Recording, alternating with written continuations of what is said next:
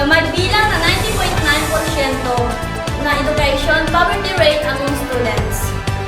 Nasa ilalim man ng ilang bansa, ngunit hindi biro ang mga numero na banggit.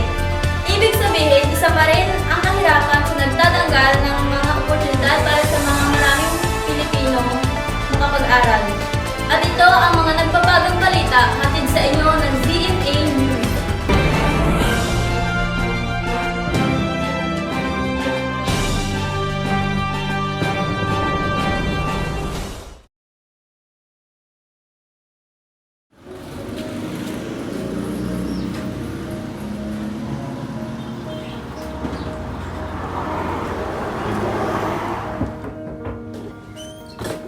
Itay, sumangayon na kayong pag-aralin ako. Sayang naman kung aking naumpisahan. Oo nga anak, sang-ayon ako. Ngunit, ano magagawa ko? Wala akong kakayahan na pag-aralin ka. Walang kakayahan? Itay, patulong ako. Kakayon po ako. Huwag niyo lang ipagkait ang karapatan kong ito. Mahihirapan ka lang anak. Bilang padre de pamilya ng pamilyang ito, sinisisi ko ang sarili ko dahil hindi ko sa'yo mabigay ang lahat-lahat. Pati karapatan mo sa edukasyon. Ngunit kung kakayod ka, ang bata ko pa. Mahihirapan ka lang, alam mo yan. Kahit ko lang mahirapan ngayon, mas paghihirap ang aking kinabukasan. Ang kasalukuyan nating kalagayan, mas may nilulugmok pa yung tay. Alam mo yan. Kaya pag-aralin niyo na po ako.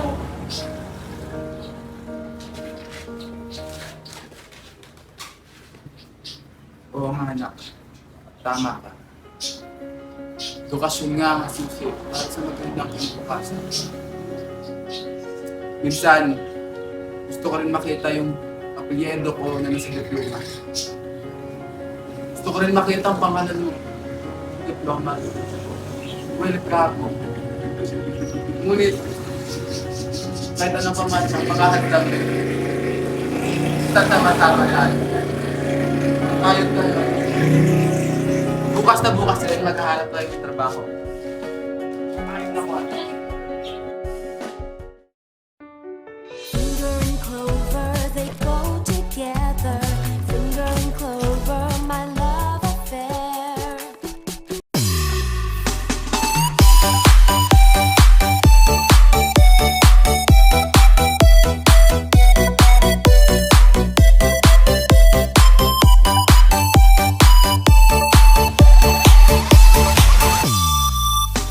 Sa tuwing nangangarap, may inspirasyon na tayo.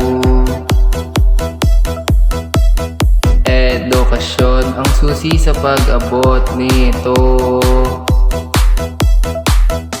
At di ko alam ba't mahalaga ito. Ngayon alam ko na ang kahalagahan nito. Edukasyon, isulong mo para sa pag-abot ng pangarap mo. Mag-aral ng mabuti at maging desidido. Kahit maraming mga hadlang, harapin mo ito ng buong tapang para sa iyong magandang kinabukasan.